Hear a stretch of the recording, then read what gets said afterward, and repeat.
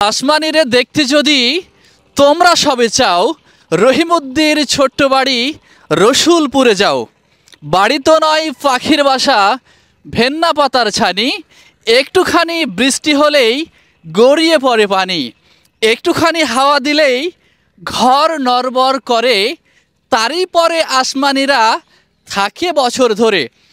ঠিক তেমনিভাবে আজ যদি কবি জসিমউদ্দিন বেঁচে থাকতেন, তাহলে এই যে নীলমণিকে আপনারা দেখতে পাচ্ছেন, এই নীলমণিকে নিয়ে কবি জসিমউদ্দিন হয়তো এরকম একটি কবিতা লিখতেন।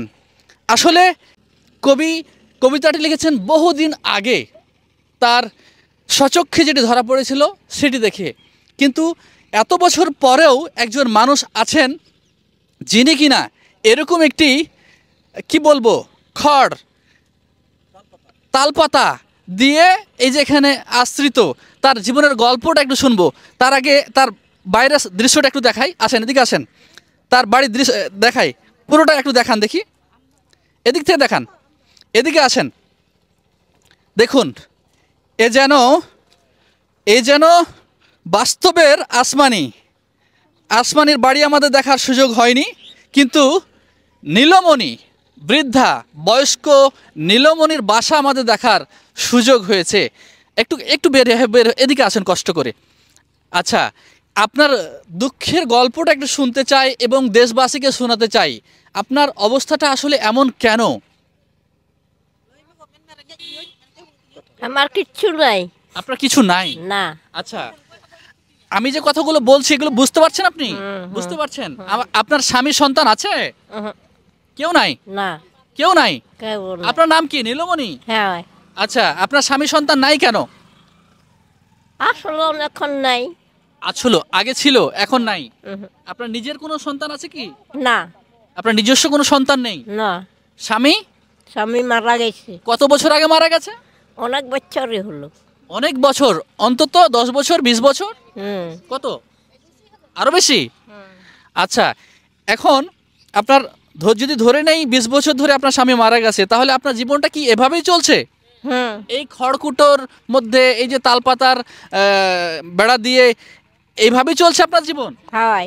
রাস্তার পাশে? হয়। এর আগে কোথায় থাকতেন? ওই নদী ওই পার আসলো। ওই পার আসিলেন? হয়। তাহলে আপনার কোনো ছেলে নাই, কোনো সন্তান নাই, কোনো মেয়ে নাই, আপনার স্বামীও নাই?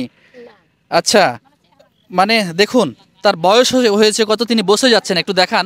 আচ্ছা, এই ঘরে আপনি একাই থাকেন, এই যে প্রচণ্ড শীত, কুয়াশা, রোদ, বৃষ্টি, ঝড়, কিভাবে চলে আসলে আপনার?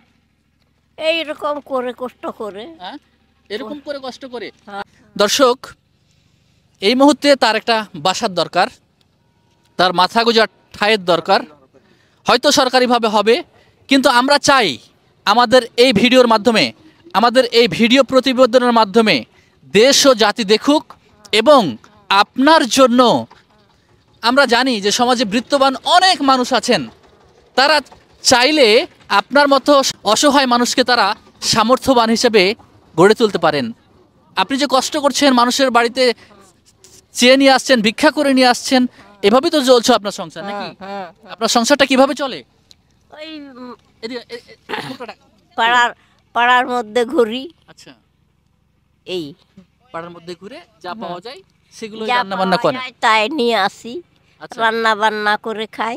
এই আচ্ছা, আপনার কি এখন সাহায্য লাগবে, টাকা পয়সা লাগবে? হয়, লাগবে তো।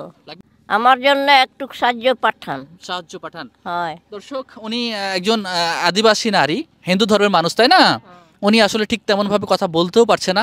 তার জীবন জীবিকা নির্বাহের জন্য আমরা প্রত্যাশা করছি তাকে আপনারা যথাযথভাবে সাহায্য করবেন।